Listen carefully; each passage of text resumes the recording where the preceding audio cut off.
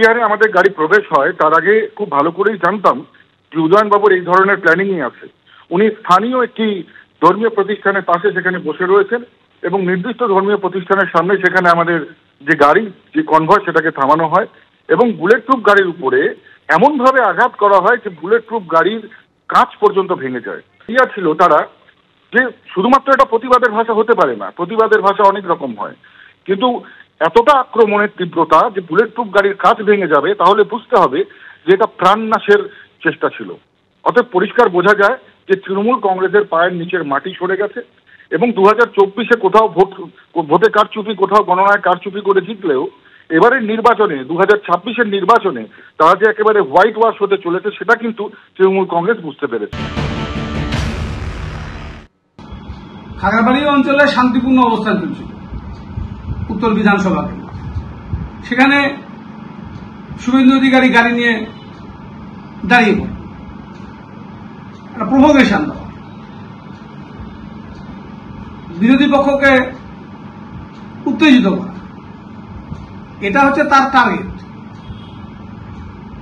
এবং গাড়ির পেছন থেকে লাঠি সোটা বের করা করে ওখানে আমাদের লোকেদের উপর একটা হামলা করার চেষ্টা তার কনভয়েতে থাকা লোকেরা করেছে, যার ফলে একটা বিশৃঙ্খল পরিবেশ ওখানে তৈরি হয়েছে 2 মিনিটের জন্য।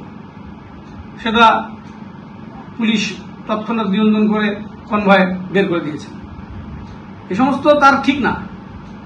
উনি গণতান্ত্রিকভাবে আন্দোলন করছে, বাকিদের গণতান্ত্রিকভাবে আন্দোলন করার অধিকার আছে। আজকে সাধারণ মানুষ, তৃণমূল কংগ্রেসের কর্মী সমর্থকরা স্বতঃস্ফূর্তভাবে বিক্ষোভ প্রদর্শন করেছেন, কিন্তু কোনো ভাঙচুরের ঘটনা ঘটেনি।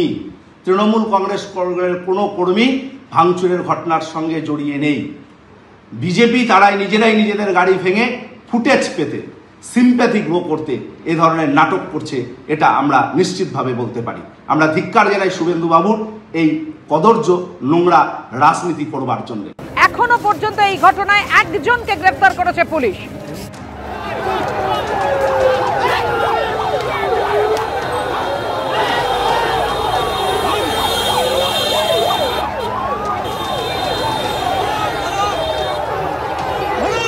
শুভেন্দু অধিকারী অভিযোগ করেছেন যে তাকে মেরে ফেলার জন্যই এই হামলার ঘটনা। একেবারে উদ্দেশ্য প্রণোদিতভাবে উদয়ন গুহর নেতৃত্বে এই হামলা চালানো হয়। আর এই ঘটনায় একজনকে গ্রেফতার করা হয়েছে, তার নাম রঞ্জিত দে, যাকে গ্রেফতার করেছে পুলিশ।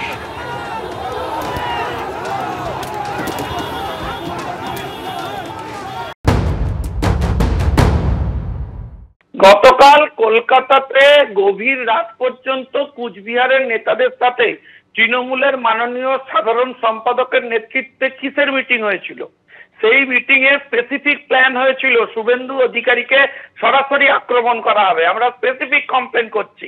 আজকে সকালবেলায় খাগড়াবাড়িতে নিজে উপস্থিত ছিলেন উদয়ন গুহ, তার নেতৃত্বে শুভেন্দু অধিকারীকে আক্রমণ করা হয়। তার সিকিউরিটি তাকে কোন রকমে বুলেট প্রুফ গাড়িতে নিয়ে যাওয়ায় তার প্রাণ রক্ষা হয়েছে। এরপরেও একাধিক জায়গায় তাকে আক্রমণ করার জন্য প্ল্যান এস্টিমেট করা হয়েছে। শুভেন্দু অধিকারীকে আমরা অভিযোগ করছি এটা সরাসরি হত্যার চক্রান্ত। এসপির সরাসরি প্রত্যক্ষ মদতে আজকে এই ঘটনা ঘটছে এবং আমরা খুবই চিন্তিত এবং উদ্বিগ্ন আছি যে শুভেন্দু বাবুকে সুস্থ শরীরে ফিরিয়ে আনা যাবে কিনা।